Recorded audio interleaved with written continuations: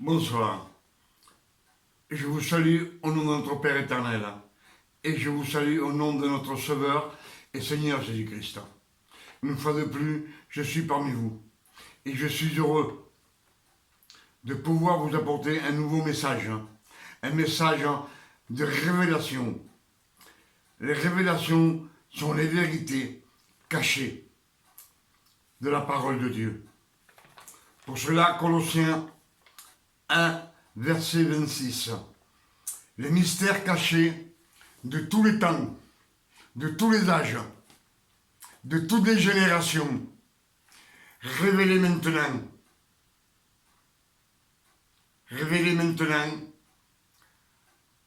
à ces saints. C'est ce que dit Colossiens 1, verset 26. Les mystères cachés de tout le temps. C'est la parole de l'Éternel. C'est la parole de l'Éternel révélée par le Saint-Esprit. Et je remercie le Père éternel du privilège qu'il me donne de vous apporter un nouveau message pour que vous puissiez grandir dans le chemin de Jésus. Quand Jésus dit « Je suis le chemin, la vérité et la vie ». Jean 8, verset 12, dit ceci. « Je suis la lumière du monde. Celui qui me suit ne marchera pas dans les ténèbres, mais il aura la lumière de la vie. » Il aura la lumière de la vie. Jean 8, verset 12. Jean 8, verset 12. Je suis la lumière du monde. Celui qui me suit ne marchera pas dans les ténèbres, mais il aura la lumière de la vie. C'est vraiment une grande promesse pour les fils de Dieu. Pour cela, on va méditer un petit peu les Écritures. C'est ce que je vous dis toujours, les révélations viennent des Saintes Écritures, de la parole de notre Père éternel. Quand vous parlez avec Dieu, c'est notre pain de vie qui est dans les Écritures. C'est le Père éternel qui nous parle directement, de lui à nous. Tous les deux tout seuls. Et vous avez les révélations qui viennent dans votre cœur. Les révélations du Père éternel par le Saint-Esprit qui viennent dans votre cœur. Après, ils montent dans votre mémoire. Et il faut que vous les prêchiez, les vérités, au monde entier, à tout le monde. Sans exception, les vérités, c'est pour le monde entier. Les 4 évangiles que les apôtres nous ont laissés, c'est les 12 apôtres qui ont écrit les 4 évangiles. 4 évangiles, c'est le numéro 4, le travail pour tout le monde du Père éternel. Pour cela, je vous dis aujourd'hui, comenzamos.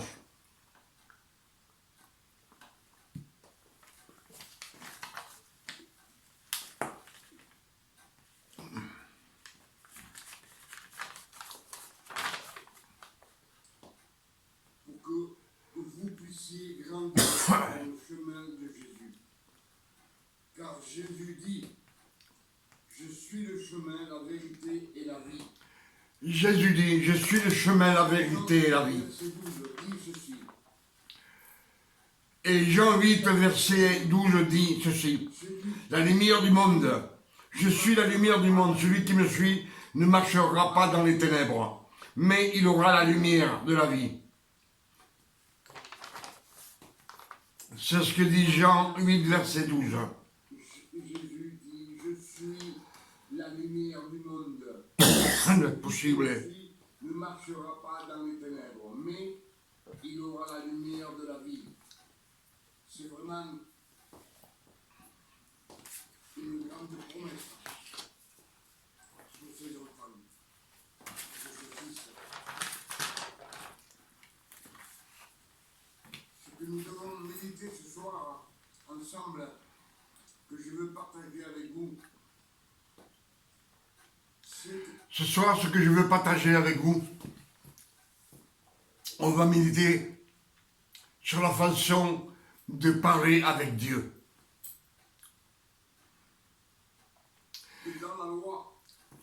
C'est la façon dont on doit demander à Dieu de nos jours. On sait que la loi, c'est une manière de vivre avec Dieu. La loi, on sait, qui nous oblige à faire des sacrifices de notre corps. Il nous oblige à nous mettre à genoux. Il nous oblige à jeûner. Mais quand on fait cela, c'est sous la loi. Donc on doit avoir un comportement différent. Parce que la loi, c'est une manière de vivre et de servir le Père éternel. Et la grâce est un don de Dieu. Par la grâce de notre Seigneur Jésus-Christ, par les mérites de notre Seigneur Jésus-Christ. Père éternel, dans la loi et dans la grâce, il faut nous adresser au Père éternel d'une autre manière, c'est-à-dire différemment, complètement différent. La loi, c'est la loi. La grâce, c'est le don de notre Père éternel. La loi, c'est la loi. C'est une doctrine. La grâce, c'est le don de notre Père éternel. Le don de notre Père éternel qui nous est donné par grâce, non parce qu'on la mérite, mais il nous la donne par la grâce de notre Seigneur Jésus-Christ. Ce don nous est donné par grâce, par Jésus-Christ. C'est pour cela que le Père éternel, quand il ressuscita,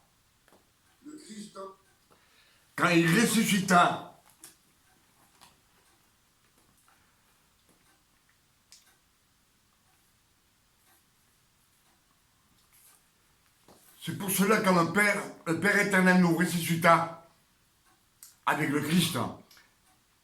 Ephésiens 2, verset 5.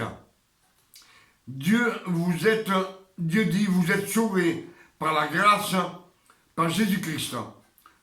Car le Père éternel nous a ressuscités ensemble. Et ensemble, il nous a assis ensemble dans les cieux célestes. C'est ce que dit Ephésiens 2, verset 5 à 6. Ephésiens 5 à 6. Pour cela, quand il ressuscita, le Christ, il nous a ressuscités ensemble. Et ensemble, il nous a assis ensemble dans les cieux célestes. Je pense que c'est clair. Donc, la loi, c'est une chose.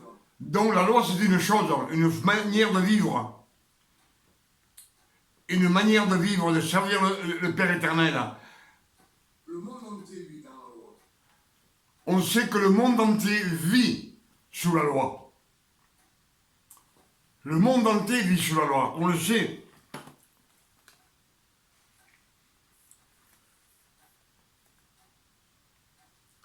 La loi, c'est une façon de vivre. Dieu, c'est-à-dire en priant, en jeûnant, en demandant pardon, car la loi vous oblige à vous mettre à genoux, à supplier le Père éternel pour demander pardon avec peur, avec crainte.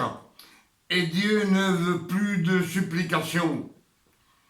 Car Matthieu 7, verset 7 dit « Demandez et vous recevrez.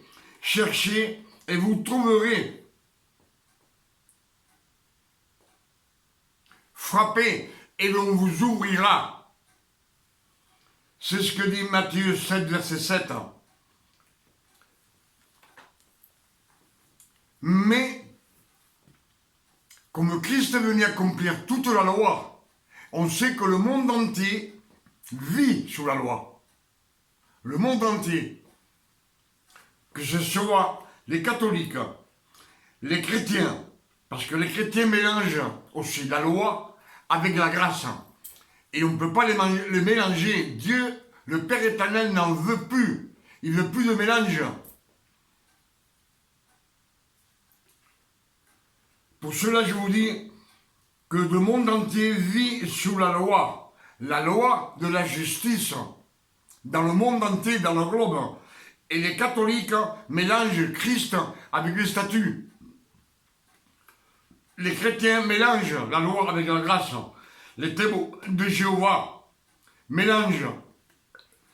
L'islam marche sous la loi. Les bouddhistes, les agnosticismes, tout le monde entier vit dans la loi des 10 commandements. Les seuls qui ne vivent pas dans la loi,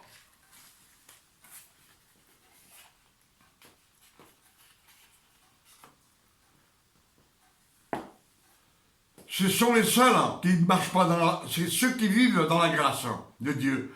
Ce sont les fils de Dieu qui vivent par les révélations de Jésus, révélées par le Saint-Esprit. Galates 5, verset 2 dit « Vous êtes séparés de Christ. Vous qui voulez être devant le Père éternel par vos gentillesses, vous voulez être justifié, votre façon de faire. Et il dit comme cela, Galates 5, verset 2, vous êtes séparés de Christ. Vous êtes séparés de la grâce du Père éternel. Vous qui voulez être présentés devant Dieu par vos mérites, par vos petits efforts, et Dieu n'en veut pas. Dieu, le Père éternel, depuis que Christ a ressuscité, il ne veut plus de mort. Il ne veut plus, il ne veut pas. Il a horreur de la mort. Il a horreur du péché. Il a horreur de tout ce qui est religieux. Parce que dans la loi, vous le savez que tout est religieux. Tout. Les 613 commandements, c'est tout religieux. Et il fallait vivre d'une certaine façon en servant le Père éternel.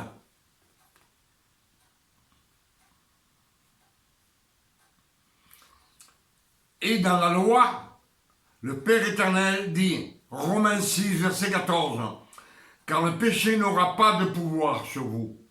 De même, mes frères, vous avez été mis à mort par le corps du Christ et en ce qui concerne la loi, pour que vous apparteniez à un autre, à celui qui a ressuscité de la mort, c'est-à-dire Christ. »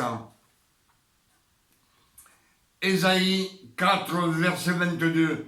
« J'ai effacé tes transgressions comme un nuage. J'ai effacé tes péchés comme une nuée. Reviens à moi car je t'ai racheté. » Sors de la loi. Donc nous n'appartenons plus à la loi. On appartient à Christ. Donc si sous la loi on a une façon de vivre, une façon de faire. Si le monde entier vit sous la loi, nous, on vit sous la grâce de notre Père éternel. Ceux qui ne vivent pas dans la loi, ça c'est les fils de Dieu. Il n'y a que les seuls fils de Dieu qui ne vivent pas sous la loi. ils vivent. Tout celui qui mélange la grâce avec la loi Tout celui qui mélange la grâce avec la loi n'est pas avec le Père éternel, n'est pas avec Jésus. Pour cela, il vous dit, vous êtes séparés de la grâce, vous êtes dit au Galates, séparés de Christ et qui voulez être juste déchus de la grâce. par vos efforts devant le Père éternel. Il vous dit comme cela, vous êtes justifiés par vos efforts devant le Père éternel. Vous voulez être gentil, Dire à votre gentillesse, vous voulez être gentil pour le Père éternel. Et Paul dit, vous êtes séparés de Christ, déchus de la grâce. Donc une autre façon de demander au Père de nos jours. sortez de la loi. Il faut sortir de la loi. Il nous dit, il nous le dit, je vous ai racheté de la loi. Venez à moi. Vous n'appartenez plus à la loi. Vous appartenez à celui qui a ressuscité de la mort. C'est-à-dire Jésus. Il nous le dit franchement. Sortez de la loi, vous appartenez plus à la loi. Je vous ai racheté de la loi. Vous appartenez maintenant à celui qui est ressuscité de la mort. Venez à moi, car je vous ai racheté. C'est clair pourtant, je ne comprends pas. Versets 1 à 13. Alors je vais vous dire une chose. La façon de demander est Luc 11, versets 1 à 13. Les disciples demandent à Jésus. Les disciples demandent à Jésus, Seigneur, apprends-nous à prier. Apprends-nous À prier. Mais pourquoi à prier? Nous savons que prier quelqu'un, c'est le supplier. C'est le supplier. Apprends-nous à prier. La prière, c'est quand on prie quelqu'un. On le supplie. Et le Père éternel ne veut plus de supplication. C'est fini tout cela. Il vous dit bien, demandez et vous recevrez. Cherchez et vous trouverez. Enfin, après, on vous ouvrira. Il n'y a plus rien. Et les disciples lui demandèrent, Seigneur, apprends-nous à prier. prier. Prier, on sait que c'est Prier, on le sait, on prie quelqu'un. pour, je vous le dis, On prie, c'est supplier quelqu'un. prier. Le Père éternel, on ne supplie plus de nos jours. Le Père éternel, on ne supplie plus de nos jours. Il ne veut pas que vous le suppliez. Le Père éternel est bon, est généreux, est amour. Il ne veut pas que vous vous mettiez à genoux pour demander quelque chose et le supplier. Il ne veut pas que vous gêniez pour demander quelque chose. Il ne veut pas que vous demandiez pardon pour vos péchés, parce qu'il nous a déjà pardonné. Il vous le dit, il nous a déjà pardonné. Il y a 2000 ans sur le mont de Golgotha, dans cette croix maudite, où Jésus, le Père éternel, l'a ressuscité. Et il nous a ressuscités ensemble. Et ensemble, il nous a assis dans les cieux célestes, donc on est avec Jésus, on est fils de Dieu. Puisque nous sommes fils de Dieu, le Père éternel est Nous sommes fils de Dieu pour le Père éternel. il est bon, généreux. Et comme je vous dis, le Père est bon, il est généreux, il est amour.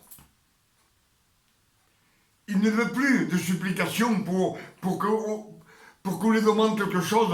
Plus de supplication, Il ne veut plus de supplication. mais comme c'est dans la loi, parce que Christ est venu accomplir toute la loi, Mais comme Christ est venu accomplir toute la loi,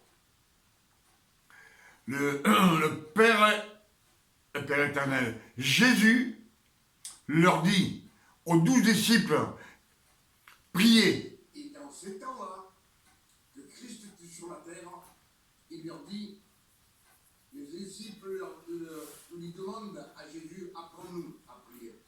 Apprends-nous à prier, apprends-nous à prier. Et prier, c'est supplier quelqu'un. Et Christ, Jésus leur dit, il leur apprend le Père éternel. Notre Père qui est dans les cieux, Il leur apprend. que ton nom soit sanctifié. Et il leur dit comme ceci, quand vous priez, il leur dit de prier notre Père.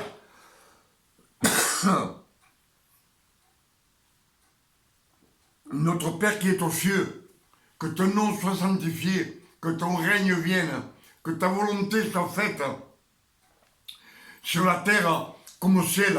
Donne-nous notre pain de chaque jour. Ceci, c'est demander au Père éternel. C'est lui demander, mais pas à genoux, pas en jeûnant. Ça, c'est ce qu'on demande, la grâce de notre Seigneur Jésus, de notre Père éternel. C'est ce qu'il nous dit, Jésus. Notre Père qui est aux cieux, ton nom sanctifié, ton règne vienne. Ta volonté soit faite sur la terre comme au ciel. Donne-nous notre pain de chaque jour. Ça, c'est comme on doit demander. On demande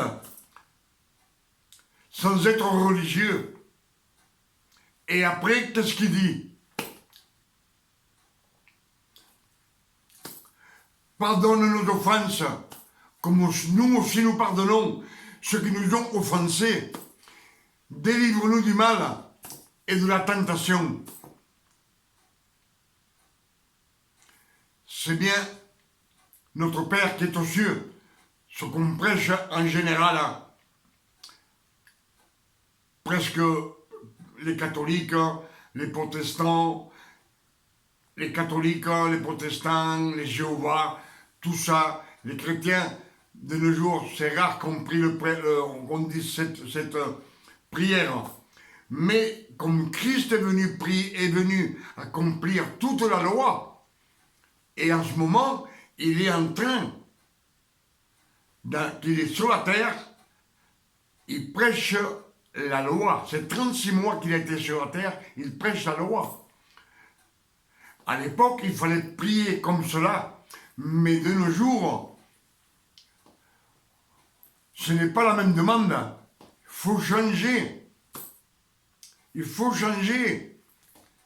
Parce que le Christ, il nous dit, le Père éternel, il nous dit qu'il nous a effacé toutes nos transgressions, tous nos péchés. Il a payé toutes nos iniquités sur la croix maudite du calvaire. Et alors, on doit prier, pas prier.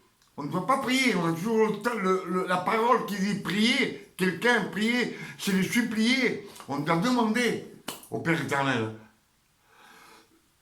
On demandait au nom de Jésus, notre Sauveur. Et cette prière, elle doit être changée. Elle n'est plus valable de nos jours. Elle n'est plus valable. Tout ce qui est passé, c'est plus valable. Comme les Écritures disent. La loi et les prophètes ont subsisté jusqu'à Jean-Baptiste. Et après, c'est fini. C'est plus valable. C'est tout ça, c'est religieux. Lui, il prêchait la repentance. Repentez-vous. Ça, c'est la loi. C'est toujours la loi. Mais quand c'est fini, c'est comme dit un tel, il a subsisté, il est mort en 1900, il n'existe plus. Pour cela, je vous dis que la prière doit être changée de nos jours. Celui qui prie, qui demande, on ne prie plus maintenant. On ne prie plus. On ne supplie plus. Ni à genoux, ni gêné, ni pour demander pardon. Je suis bien clair. Et quand on demande, on dit notre Père qui est dans les cieux, que ton nom soit sanctifié, que ton règne vienne, que ta volonté soit faite sur la terre comme au ciel. Donne-nous notre pain de chaque jour. Et je te remercie parce que tu as effacé nos offenses. Tu nous as pardonné toutes nos iniquités, toutes nos transgressions, tous nos péchés passés, présents et futurs. Nous te rendons grâce.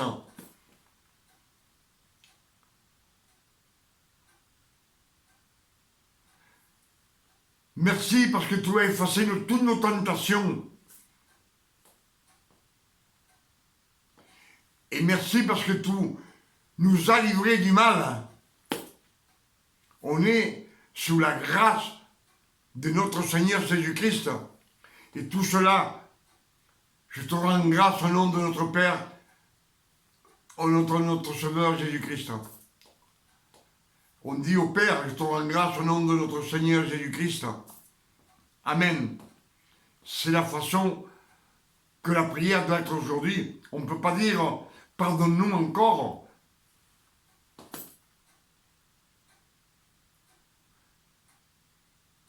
Les fils de Dieu, dans les Écritures de la Bible, disent comme ça, 1000 tomberont à ta gauche et 1000 tomberont à ta droite. Donc, on est livré du mal, spirituellement et charnellement, on passe au milieu. Ta houlette tombe bâton me rassure. Pour ça, ce que je vais vous dire, que c'est des révélations qu'on ne fait plus attention. Le monde entier vit sous la loi. Il n'y a que les fils de Dieu qui vivent sous la grâce. La grâce, c'est le don de Dieu par notre Seigneur Jésus-Christ pour ses mérites. Et pour cela, il est assis à sa droite. Et Jésus est à la droite du Père éternel de nos jours. Et il dit que nous sommes comme lui.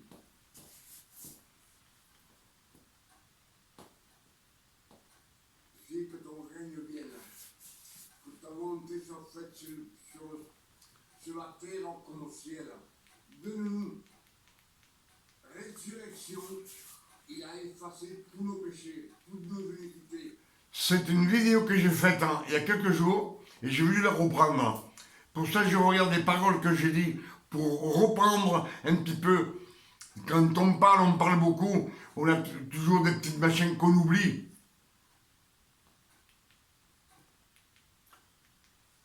Pour cela, je vous dis que Elle ne doit être plus la même. cette prière, elle doit être plus la même. Et même quand on demande pardon au Père éternel, on ne doit plus demander pardon. Quand on prie la prière, Comme il dit Jésus, quand il va chercher la brebis égarée, il la prend, il la met sur ses épaules. Il la ramène à la sainteté du Père éternel. Mais cette brebis, ta volonté elle n'a pas gêné, elle ne s'est pas mise à genoux. comme au ciel, Elle n'a pas demandé pardon, elle ne s'est pas repentie. toujours. Et le bon berger la met sur ses épaules et il revient heureux. Travail que tu as fait, Et il n'a rien demandé, mais il la ramène à la grâce de notre Seigneur Jésus-Christ. Et sachez que le monde entier, nous sommes fils de Dieu. Nous sommes tu nous as des brebis égarées. nous sommes Parce que tous on appartenait à Dieu. lavés de tout péché, de toute iniquité. Et le Père éternel dit notre... Et tu nous livres chaque jour du mal. Dans le bon nom de Jésus. Amen. C'est ce qu'on demande au Père de nous Il dit comme ça, mon peuple se perd, faute de connaissance. Quand on se perd, faute de connaissance, c'est parce qu'on n'a aucune révélation. et vous mélangez pas Les révélations, la grâce. c'est le mystère de Dieu, Pour moi-même, caché dans les Écritures. et ce que le Père veut, Ça a toujours été le mystère caché de tous les temps, de tous les âges. c'est la vérité. Pour le monde entier, Il dit maintenant révélé à ses saints. Donc nous sommes ceux qui recevons les révélations, c'est la vérité de Dieu. C'est la vérité. Et la vérité, il faut la partager. La vérité, le Père éternel, on a l'esprit de son Fils dans le cœur. Et les révélations viennent de Jésus-Christ par le Saint-Esprit. Et l'Esprit, on voit les révélations, les vérités montent à nos mémoires et sortent par la bouche. Et après, qu'est-ce qu'on fait? Il faut les prêcher au monde entier. Au monde entier, il n'y a pas d'exception. Tout le monde, les vérités de notre Père éternel, c'est pour tout le monde. C'est pas pour un seulement. C'est pour tout le monde. Et je vais vous dire une chose. Quand on meurt dans la loi, on ne va pas au ciel. On ne va pas au ciel. Si on meurt dans la loi, si on meurt dans la loi, on ne peut pas aller auprès du Père éternel. Pour cela, le Père éternel dit à Nicodème, Nicodème vient de nuit le voir, il vient dans les ténèbres, de nuit, voir un homme. Et vient voir qui? Il vient voir Jésus. Il ne vient pas voir le Fils de Dieu, il ne vient pas voir le Christ. Il vient voir un homme de 30 ans, un jeune homme qui fait des miracles. Il est tout étonné qu'un jeune homme de 30 ans fasse des miracles, qui ressuscite des morts. Il guérit des aveugles, des sourds, des muets.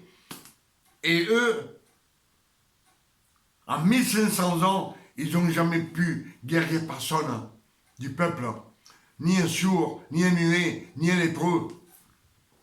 Et il lui dit à Jésus, Jésus, je sais que tu es un homme envoyé de Dieu, car les miracles que tu fais ne peuvent venir que d'un homme de Dieu.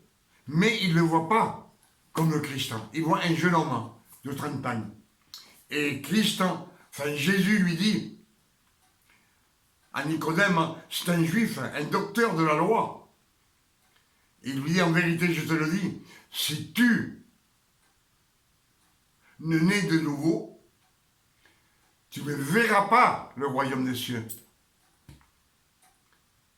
Et des versets plus bas, il lui dit, en vérité, je te le dis, si tu ne nais de l'eau et de l'esprit, l'eau et l'esprit,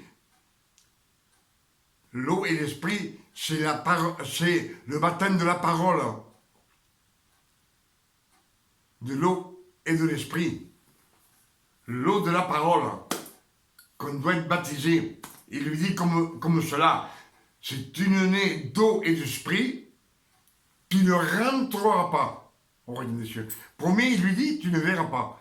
Et secondement, il lui dit, tu ne rentreras pas. Deux choses différentes. Et aux pharisiens, aux sadduciens, et aux sadduciens, il leur dit, je m'en vais, vous mourrez dans vos péchés, et où je vais, vous ne pourrez pas venir. On sait que Jésus, quand il part auprès du Père éternel. Et eux, il leur dit, où je vais, vous ne pourrez pas venir. C'est négatif. Je pense que c'est clair que tout celui qui meurt dans la loi, ou qui mélange la loi avec la grâce, c'est tout pareil. La loi et la grâce, on ne peut pas la mélanger. Ce sont deux choses complètement différentes. C'est le feu et l'eau. On ne peut pas mélanger. Et Dieu le Père a horreur du mélange. Déjà sous Abraham, il lui dit, Abraham, prends ta femme Agar et ton fils Ismaël, les enfants du péché, et fais-les partir.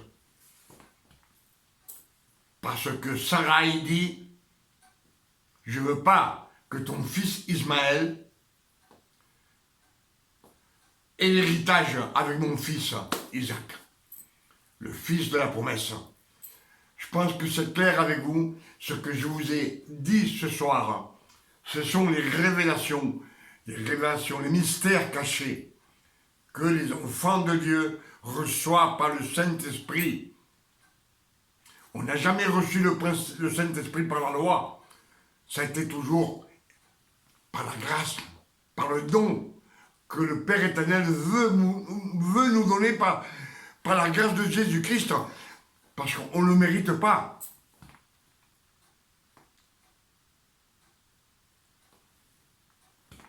On ne le mérite pas, on le sait qu'on ne mérite rien. La femme adultère, quand elle vient, Jésus est au milieu de toute la loi, mais la femme adultère est au milieu aussi. Et lui, il accomplit toute la loi. Pour cela, il dit que celui qui n'a pas péché, jette la première pierre. Et comme tous sont des pécheurs, ils vivent dans les ténèbres. Il faut qu'ils partent. Le seul qui peut la lapider, c'est lui, c'est Jésus. Et Jésus lui demande, personne t'a condamné, moi non plus je ne condamne pas. Il la lève. Il lui dit, moi non plus je ne te condamne pas. Cette femme, la pauvre, elle était là, terrifiée, en attendant les coups de pierre. Elle ne s'est pas repentie. Cette femme ne s'est pas repentie. Ce qu'elle a fait, c'est qu'elle était terrorisée. Et quand Jésus lui dit, par grâce, parce qu'elle ne le mérite pas, elle vient de commettre un adultère. Elle ne le mérite pas. Elle ne s'est pas repentie, c'est pas vrai. Elle est là, terrifiée. Il lui dit, va et ne pêche plus. Va et ne pêche plus. Par grâce, elle ne le mérite pas, mais là, le Verbe et l'Esprit Saint ont fait la grâce de notre Père éternel. Par grâce, même si elle ne mérite pas, elle est sauvée. Et cette femme qui part, aller envers Jésus,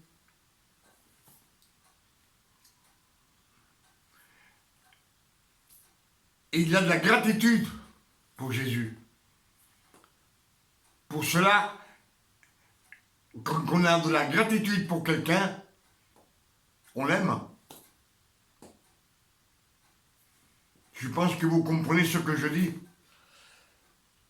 Je pense que mon message est fini, comme toujours, comme je vous dis. Et avec ces quelques paroles, je vais vous laisser ce soir, parce qu'il est tard. Il est quand même 2h30 du matin. Voilà. Il est 2h25 exactement. Et je prie le Seigneur qu'avec ce message, le Père éternel puisse vous bénir. Que le Saint-Esprit entre dans vos cœurs et illumine et vous donne des révélations. Que vous puissiez les prêcher après.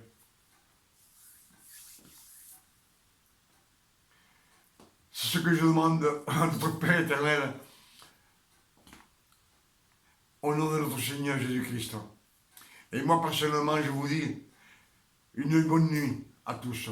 Une nuit de santé, de tranquillité et de paix. Comme Dieu nous les donne à ses enfants. Sur cela, je vous dis bonsoir. Que Dieu vous bénisse et vous garde. Amen. À la prochaine, si Dieu le veut.